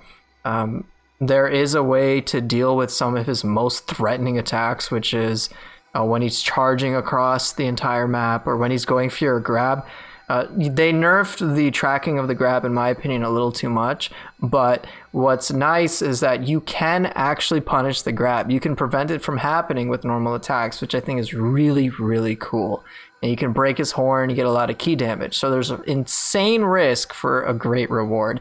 And so I like that fight with him altogether. Let's see. I think Kasha overall is a really cool fight as well. She's moves in the most erratic ways. There's lots of nifty tricks you can use against her, and I can pretty much have uptime at all times. And yeah, she moves around and stuff, but it has a thematic fit to it too, so it works. Let's see who else I can think of immediately. Not Azai, not Bird, not any of the flying enemies. I don't care for Tataramoki the owl. That enemy sucks. Because it's just like, hey, I'm flying around. Gotta wait till it gets down. Woo. Okay, I guess I'll throw out ranged attacks. This is real fun.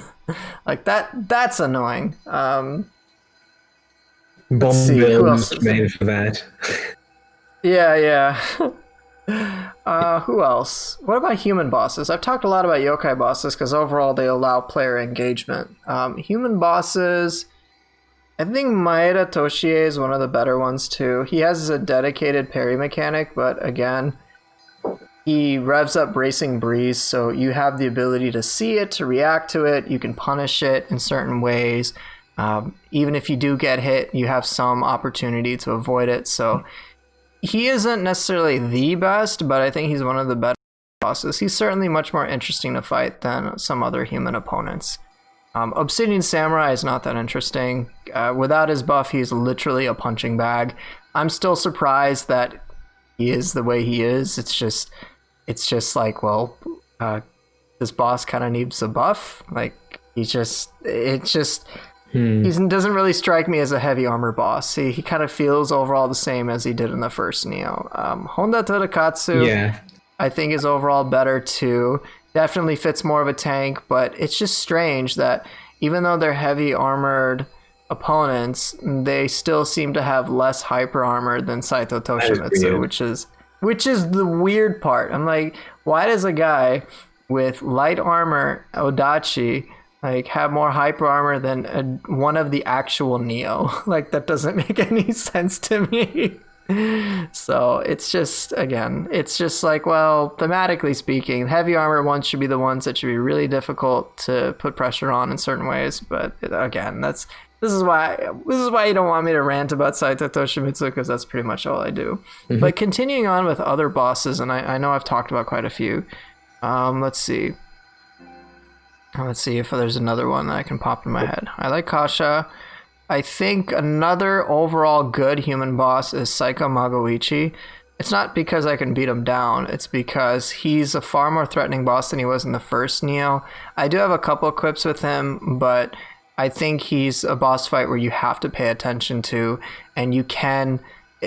there are annoying things about him, like he teleports and you can't lock on, or he has that hyper armor grab where you can't punish him in the air, stuff like that, or he generates a bunch of fire projectiles and you have to run around. Like, yeah, those are annoying, but overall, provided you haven't shut him down completely, he's a lot more interesting than he was before. Nobunaga's overall significantly more interesting than he was in the first Nioh. I do have my quips with him, as I do with just about everything, but he's pretty good. I think I'll try to name one more yokai, and then I'll probably stop talking because that's all I seem to do. Let's see, one other yokai boss I think is good. I think Otakemaru is actually a good example too. I think he's a overall really well designed boss. There's a lot of wow factor to him. There's a lot of threatening attacks that he does too, but he pretty much allows you to do whatever you want. Sure, you've got a couple of attacks you pretty much must avoid, but again, there is a meaningful way to address them. So I was actually really happy the first time I fought Otakemaru, and pretty much every time I fight him from now on, I'm like, yeah, I'll fight him. I'm cool with fighting him. And yeah, that's my 10-minute rant. From my personal observation, my personal perspective, it's bosses like Yoshitsune who look incredibly cool, and to my eyes, there doesn't really seem to be anything wrong with them overtly either. Benkei too, to an extent, although he has a lot of pressure he can put on you as the player, none of it seems absurd or questionable. But again, this is just from a viewer perspective. They both seem like incredibly cool bosses, and I actually can't wait to fight them. They are really cool. The DLC bosses overall have been great. Yeah, Nioh, Nioh in Nioh 2 overall is a fantastic boss. It's one of those fights that I am pretty much engaged with at all times, and I'm like, ooh, I could do this here, oh, I could do this there, or I could add this. I think like the only attack that I think universally most people dislike is his burst attack, where it's like he scales the waterfall and then there's lightning pools that generate after, that sometimes even if you burst counter it, you can get hit by the lightning. That's the only frustrating part. But beyond that, like, everything that he does is really cool. It's a very fast-paced fight, and I'm really happy about it. Yeah, and I think Uminyodo was also really well done. I like his aesthetics too, and I think we're about due for an Uminyodo mask. It looks pretty cool. Yeah, I know. We got Scampus hat. Why no Nioh mask? Come on. Majora's Mask, as Kage calls it. Yeah, Majora's Mask. That's pretty much what it is. Yeah. But yeah, the DLC bosses are...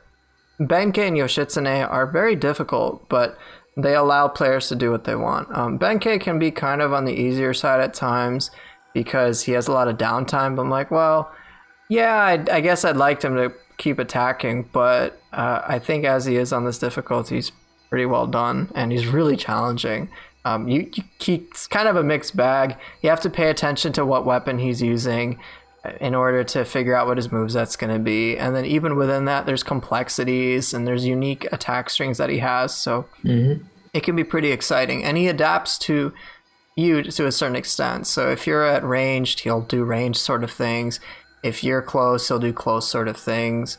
Yoshitsune has all sorts of very fast-paced attacks, but if you play evasively, you're rewarded pretty greatly for it. But they have this spectacular wow factor to them. It makes them really impressive and fun to fight. And I'm still working on trying to just get better with them. But I'm sure when you try them, you'll enjoy them too. My only gripe with Benkei's design is that he's the only split staff boss we have, so to speak. And we usually get bosses for the weapon that is within that DLC, but he doesn't use the split staff that much. I mean, of course, it's great that he switches up weapons frequently, but we still haven't had a proper split staff boss that does crazy stuff. Hanzo does not count whatsoever. No, he does not. Right. And, actually, on the topic of human bosses, which is actually where we were before we started talking about all the bosses, it's a little harder to see, it's a little harder to balance them out according to the player, because intuitively going into those fights, you expect a much more even contest than with yokai bosses, right? Much more Right. ebb and flow, give and take. And that does manifest to a certain degree when you're able to stagger them, guard break them, and zero key combo them, for instance. And that is satisfying. But it also happens that in their design, there are certain elements that tend to break the rules for human enemies and even the player themselves. You know, completely arbitrarily, and there seems to be little reason for that. And, you know, just to me, it feels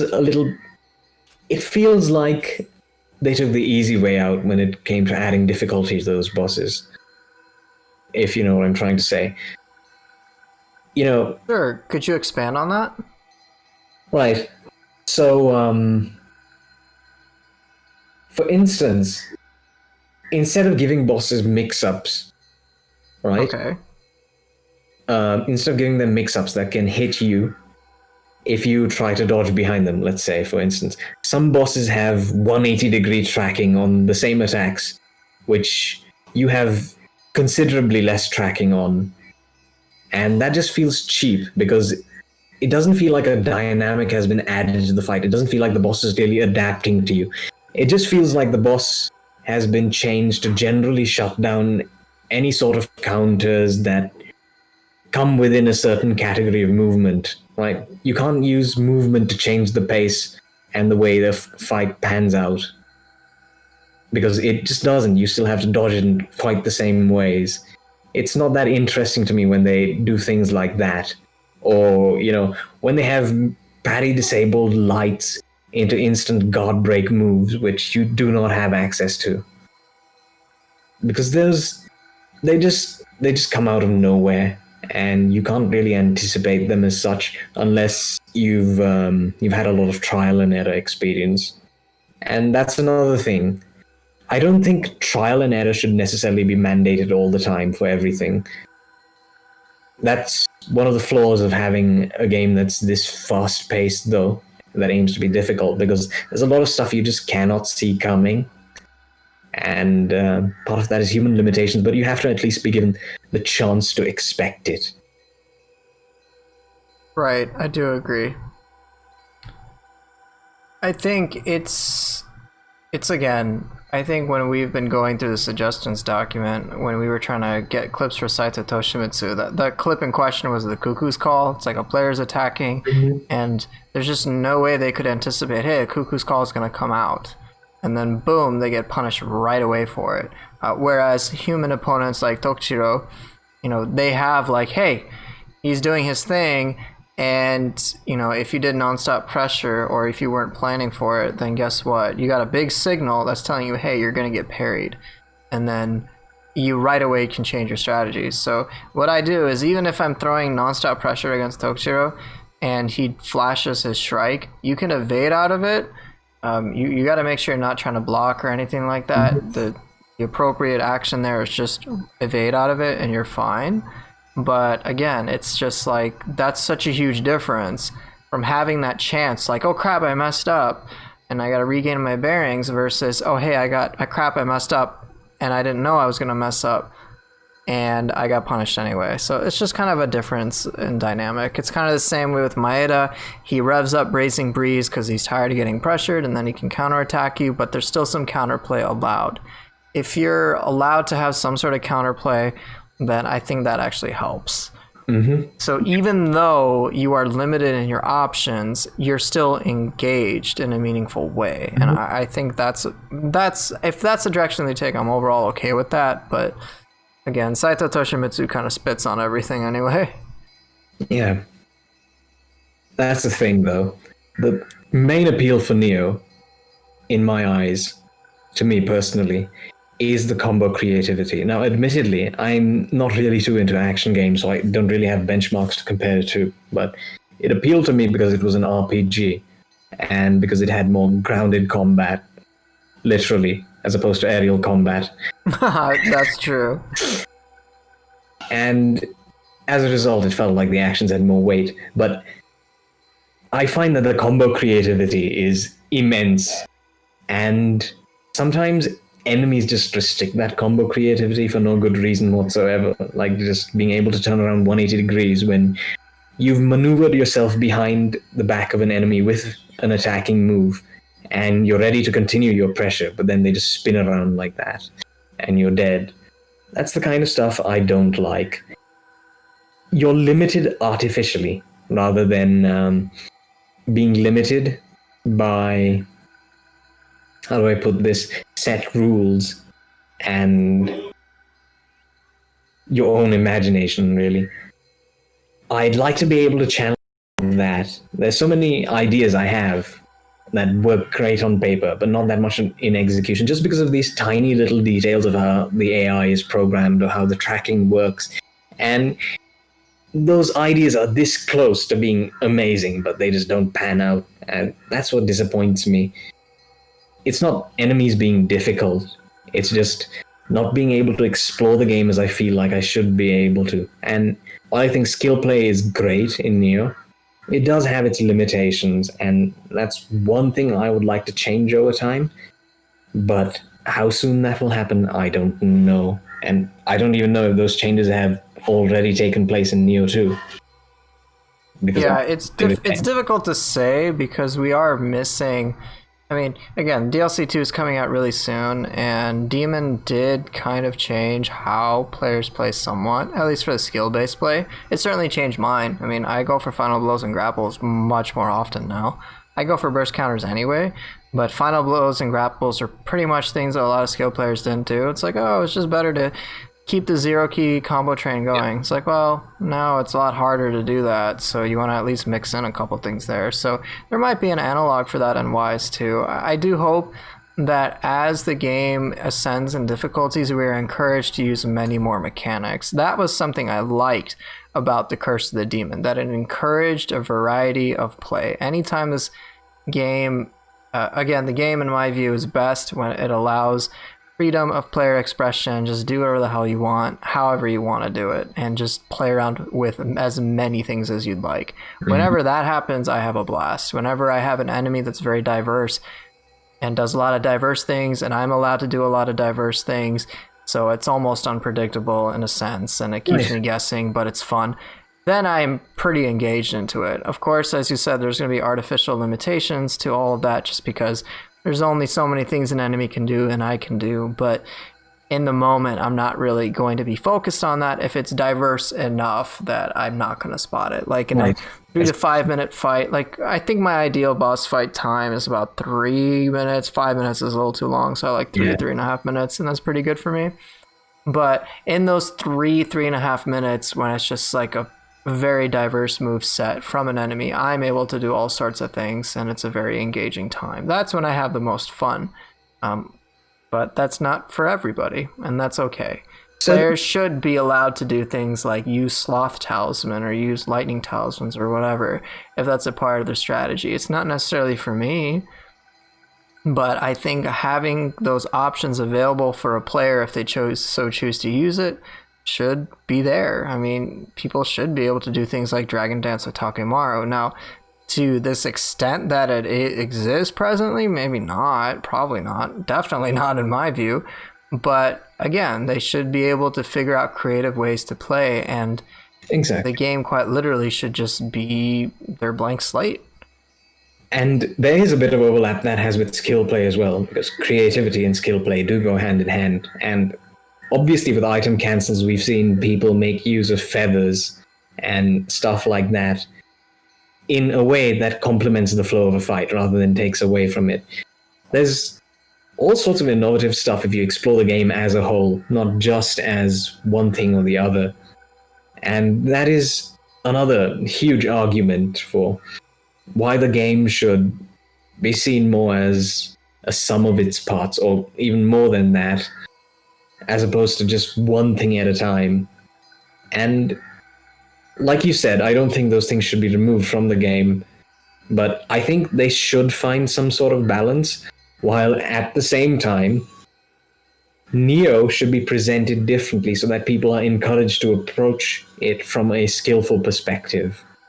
And I stayed up one entire night and I typed up a plan of approach, a strategy for reaching out within the Nioh community and without as well to promote skill play. And I believe that this is an objective boon for the game as a whole, because it brings to light one of its strongest aspects. And, you know, when you see skill play as one of its central features, if not the central feature, other things just fall into place and fit in. Like, sure, you have builds that complement skill play as well, and you have item usage that works in tandem with skill play. You know, when you're encouraged to explore the combat, a lot of things also come naturally. And that's what I've seen with a lot of the best players within our Discord and within the community. It's basically something that I think will revitalize the whole community, is people seeing the game as a whole. I do agree. I think Team Ninja or whoever, oh whatever, Nioh 2 developers, I use them all interchangeably. I think they're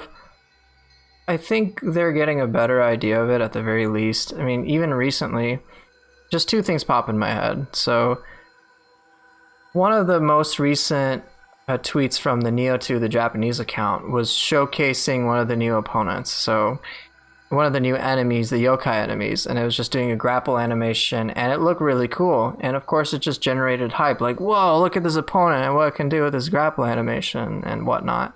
I'm not going to spoil it for anyone here. You can go check out the Japanese Twitter for Nioh 2 if you're interested. But yeah, it's just like a little GIF showing the grapple animation. Like, that's unique. That's really cool. And so then there's just a lot of speculation about what it does and how it functions and what does this certain thing mean? Does that mean this is going to happen as a result of this? So it drove some interest. And I think even bigger than just showing that enemy is they showed the new weapon that will be coming out with the DLC. So this I will spoil because it's been out for some time. But it's the claws. I think they're called Tekos. I'm not exactly sure what they're going to be called in the English localization. But they're coming out with a new weapon. And what I was really pleased by is that it looks like they actually plan to showcase this weapon in a great way. So the footage of the weapon was overall very well thought out. And sure, it may not have been like the cream of the crop gameplay, but honestly, I thought, you know what, this is great showcase. The player is very mindful of what they're doing. They're very competent, and they're highlighting this weapon in a great way. They went for various stylish things. They specifically made sure to go for the claw grapple, which was very satisfying to watch. They went for a lot of power moves, a lot of stylish moves, and really just drove a ton of hype for it. I think pretty much everyone who's aware of the DLC is pretty much up like, I really want to try claws. Significantly more than they were excited about the split staff. I mean, again, when it came to the split staff, we weren't really able to see its gameplay in action. We got like 10 seconds of footage, so that hurt. But by the Nioh 2 developers having a dedicated showcase of the claws, and a good one at that, it really generated hype. I mean, seriously, I'm hyped to play them. I know pretty much everybody in our Discord is. Everyone I've talked to is like, yo, you see a new weapon? You see the claws? They look so badass.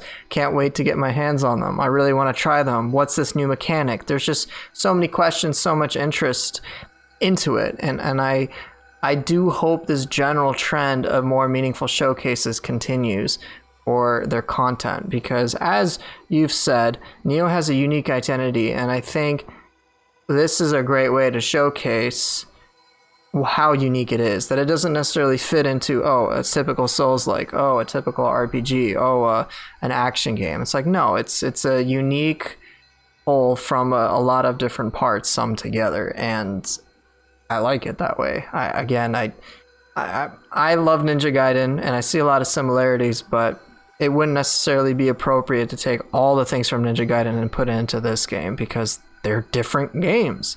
But they're both great in their own way. Yes, and I think the multifaceted approach to game design is something that can be very successful. And I personally like a lot of those games. I've noticed that a lot of the games I play tend to combine, bend, mix and match genres and various aspects from them. For instance, Siege, which is a competitive shooter, has strong mobile aspects, and it's very strategic, but it's also gunfight heavy.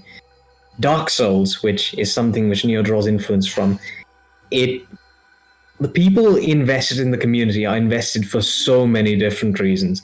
Some are in there for the challenge aspect, some are in it for the lore, some are in it for the PvP. And these communities, they aren't exactly exclusive, but in and of themselves, they each thrived during their time. And there's a blend of all the above, you know? And that is the appeal of Souls to me, that it was able to do so many different things successfully. Nioh sort of tried to capitalize off its success, and it did. You know, it released at the right time when people were looking for a replacement. But at the same time, it hasn't been given the same grace of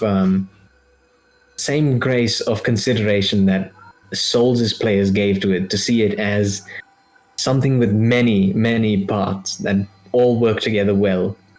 I think there's issues that Nioh has resolved within itself in order to present that smooth complementary whole a bit better.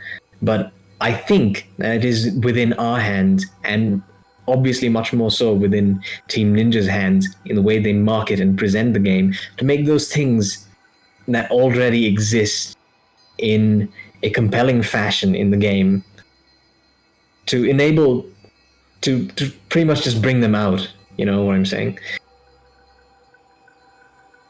And of course. That's why I think we have a chance when it comes to changing Nioh's image, you know, making it appeal to a broader audience and bringing in new players.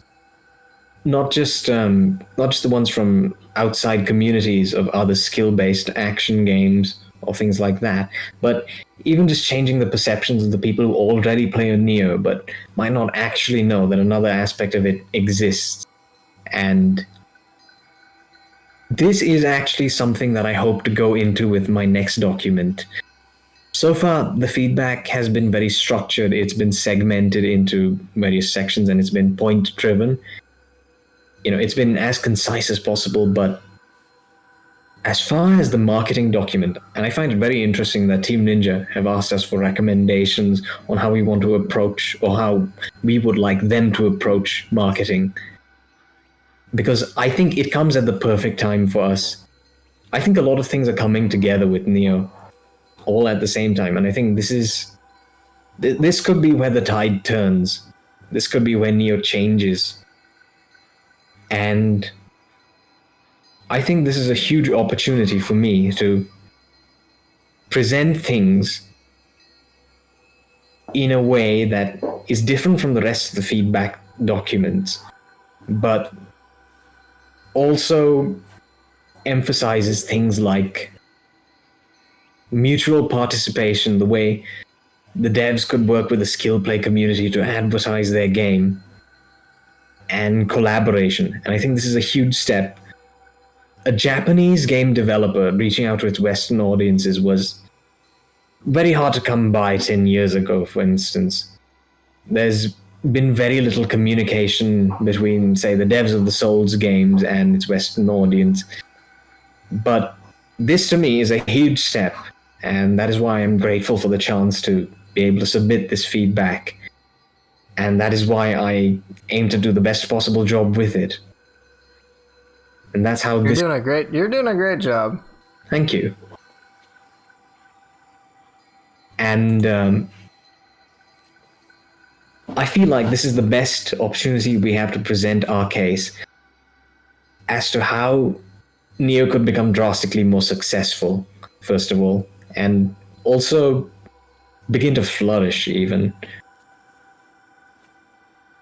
I certainly think it deserves a lot more credit. Again, I think pretty much anyone who's seen the technical side of play, myself included, didn't think it would even really be a thing. I used to play with a bunch of builds, Flowing Shadow. You guys know all of that if you've been with me since the beginning. But yeah, I wasn't really exposed to this technical side of play. But as I said in my last video, when I was just so surprised that, holy cow, there's a whole other way to evaluate the game. And so it admittedly just added so much life into it. And it's the only reason I could play it so much.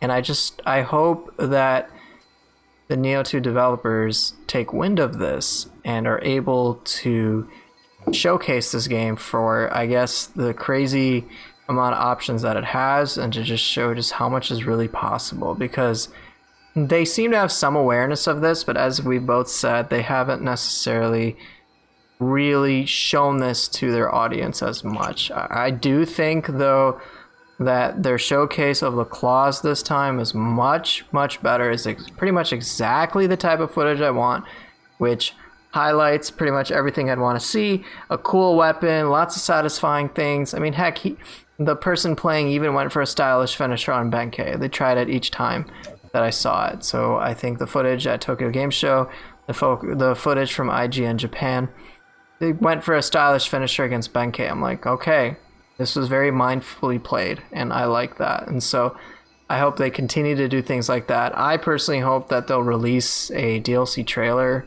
at least just a few days before actual release to generate hype, whatever story-based thing is, because I know with DLC 1, releasing the trailer the same day just kind of lost its mark, in my opinion. I wish they had showcased the split staff in action, back like around the same amount of time that they did for the claws, and then have the DLC trailer like a week before actual release, just to tease that content. That would have been something that they could have done, and I hope that they've learned from that. And I understand the coronavirus really thwarted all sorts of stuff, and I just hope that things continue to improve to the point of, I guess, flourishing. I don't know what to expect. I'm trying to contain myself, and yeah, I know DLC's dropping pretty soon, so I'll just see from there. Hopefully we get the last document out there by the release of the DLC. But even before then, I'd like to submit the second document on gear and quality of life today, as far as possible, so that and hopefully the changes that we've suggested make a difference. I think from talking to the community manager, Master, so basically our documents won't make a dent in DLC 2 because there's just not enough time, but all of it will be at least taken into consideration in DLC 3. And I asked about whether we could do like a weekly thing, to which he said there's not necessarily going to matter, but he did say definitely for DLC 3 and beyond. So especially after DLC 3, like patches and balances and things like of that nature, he said actually would be valuable at that point. So I think what we can do, and what we plan to do, is I guess we can review through DLC 2, and it's going to take a long time because there's going to be a lot of different things that we're going to pick up on Wise, whether it be build creation, AI changes, who knows, even ethereals. I mean, there's a lot of variables that we have to consider, and it's, we've got a whole new weapon to consider too, so how all those come into play, new skills, so on and so forth. So there's going to be a lot to study, but we can generate a lot of useful information and start to develop feedback for beyond, and hopefully really prolong the life of this game. I mean, for us, it's going to be for a long time, but just keep that interest from more of the mainstream, just keep that engaged. I think things like PvP would help,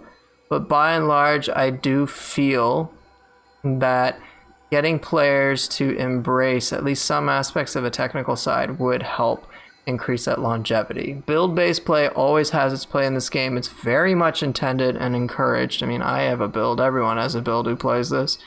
But again, just being able to expand the horizons, enjoy a new style of play, I think would really help this game, and hopefully make the Nioh 2 devs and company and whoever, just make them more money, because this is a great game. It really is. It's the only reason why I talk about it so passionately. It's the only reason why I do podcasts, because I like it that damn much. Certainly.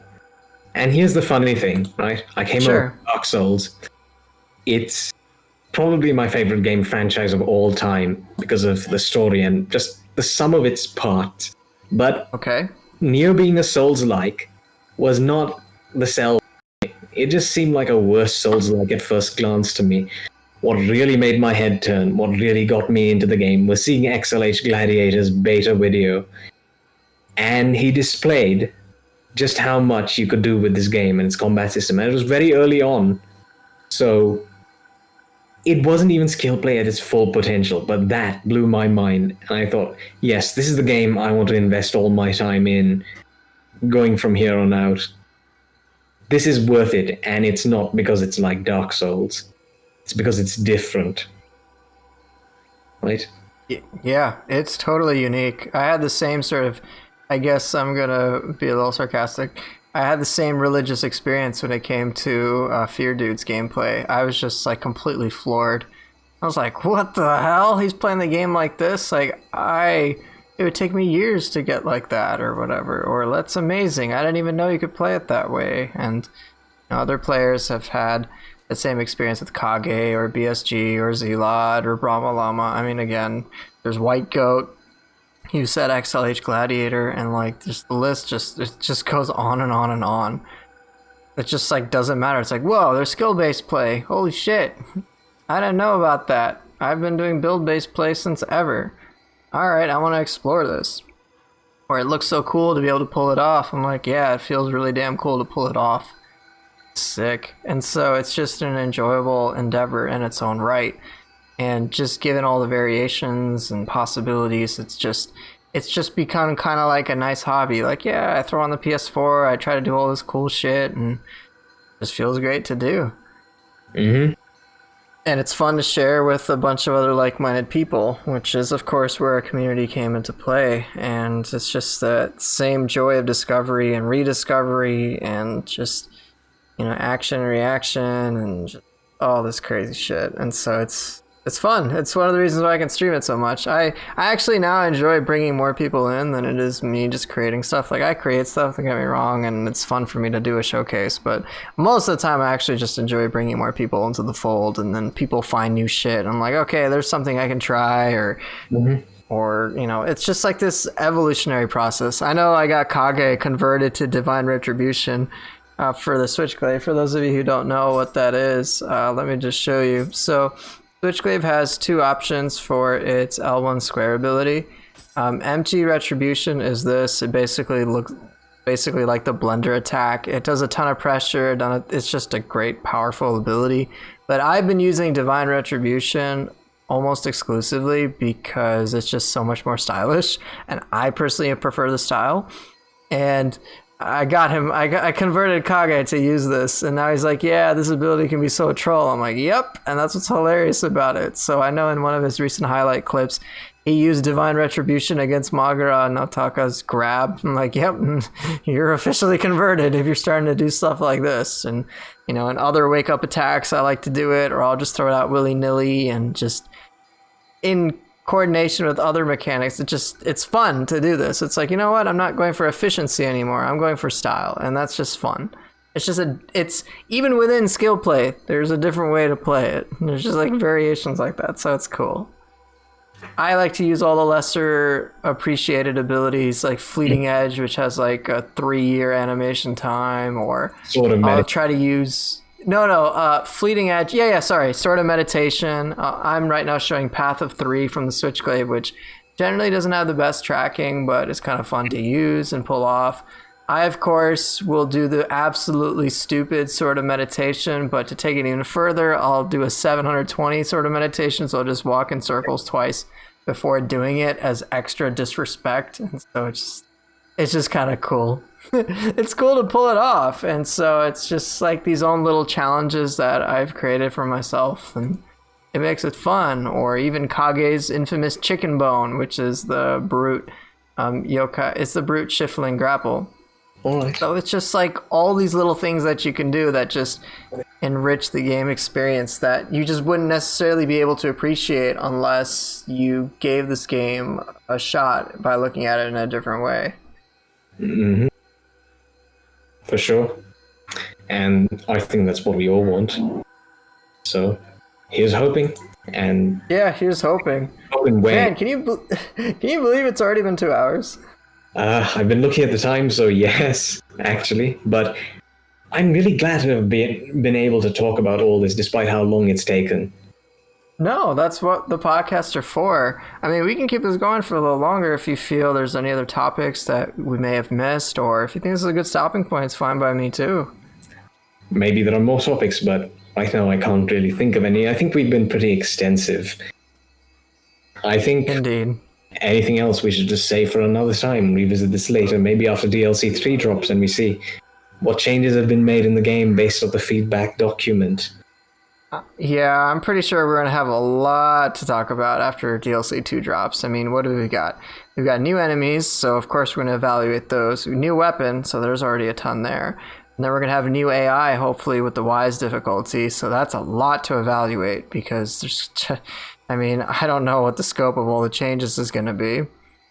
Probably going to get new... We're getting new Guardian Spirits, new Magic, new Ninjutsu. I mean, it's gonna be a lot. I mean, Wise difficulty was one of the biggest turning points in the first Nioh. I don't know how it's gonna be this time around, but it could be a lot. It's gonna be very packed. Very, very packed. There's a lot to look forward to, and a lot to dissect, and it's just... Yeah, it's gonna be crazy. I'm very optimistic about Nioh's future, and even if the devs decide to go in a different direction from the majority of the changes in the feedback document, I trust them with what they're doing with their game. They seem to have the right idea, and Nioh's expansion of its core identity with the yokai skills gave me a lot of hope as to how they're willing to rethink what the franchise really means and expand upon it, making it truly one of the most interesting and worthwhile franchises I have ever personally set my hands on. So... Yeah, it's really interesting. Like, really, really interesting. I mean, they've added a whole new dimension of gameplay with all the yokai mechanics, which I have to admit, the first time I was exposed to them, I was very reluctant to try them. Like, ew, I don't want to do that. I just want to do samurai stuff like I did on the first Nioh. So even I was pretty close-minded, and I didn't really try them in the beta. I didn't really try them like at all. I just treated it like Nioh 1. But then when I saw G Soul's gameplay for, I think it was either the 4th or the 5th combo mat, I'm like, whoa, he really showcased them in a very tasteful way. And I thought, you know what? I should give it a chance too, because he did, and look at the results it provided him. Now, I was before just complaining about, hey, Flux isn't working the way I want it to. And, you know, it still doesn't, but we adapted. As you had made an earlier point, we found a workaround. And as a result of that experimentation, like, I thoroughly enjoy Nioh 2 significantly more than Nioh 1. Like, I have found a far more meaningful way to engage with content by using more things about the game that make the game great. And I think that's kind of something I would like to continue, and holy shit, I know I'm talking myself in circles, but DLC 2 is dropping in, like, what, 4 or 5 days from now? Depending on your time zone. I mean, for me, I'm just going to stream it on Thursday, or if I can access the weapon sooner, if it's like Wednesday or Tuesday or whatever, then I'll just like stream that the same day, kind of the same way that I kind of mess around with the split staff, but we'll just see. We will. It's crazy. It's gonna be a crazy time. I literally think I'm out of energy now. I don't think there's anything I can say. I think I've hit my limit, man. You've certainly made good use of what energy you've had left so far. I know. I've tried. We have both kind of gone around in circles at multiple points in this conversation, but I hope it still flows, well, at least in a decent fashion. But anyway, thanks so much for having me on. It's been a pleasure to have you, and I really did enjoy this discussion, even though I'm like, I mean, at my time it's like 2 a.m, so I'm ready to go to sleep. I think my cats want their food too, because they're like, feed me, and I'm like, I just fed you, you guys will be fine. But yeah, no, this conversation has been a great one. It was great to have it with you, so thank you once again. For those of you that haven't been a part of the Nioh community Discord, please do join it. It's linked in the description. It's like one of those things I always put in my description, so you can just check out the link below. And yeah, if you have any suggestions and whatnot, we'll be happy to take it into consideration. And we're always trying to make the game a better experience for pretty much everybody. And that's what we want. We want a more enjoyable time, more fun time for everybody involved. And you know, we all have different ideas of exactly the path to take, but we all still have the overall same objective. And so yeah, join the community. Check out anybody there, do whatever. I don't know what else to say. I'm pretty tired. You got anything else you want to say, man? Peace out. Peace out. That's a great. That's a yeah. I think I should. I'm done. Any iconic quotes we can end with?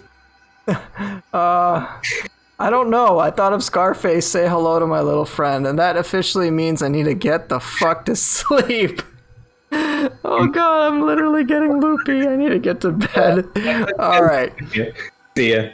Bye. But thank you guys so much for watching. I still need to get the hell off of here. Okay. All right. Serious time. This is not going to be serious. Thank you guys so much for watching. It's been a pleasure having you, AGreyDawn, and we hope to see you in the future. Take care. Have a good night, good morning, good evening, whatever. Was I actually quoting Jim Carrey? Good afternoon, good evening, and good night. All right. From the Truman Show. Yeah. I think I'm done. But thank you guys for watching. Appreciate the company. Hope this podcast was helpful. And we hope to see you guys next time. Take care. Have a good night. Okay. Take care and peace out. AGreyDawn said. Right?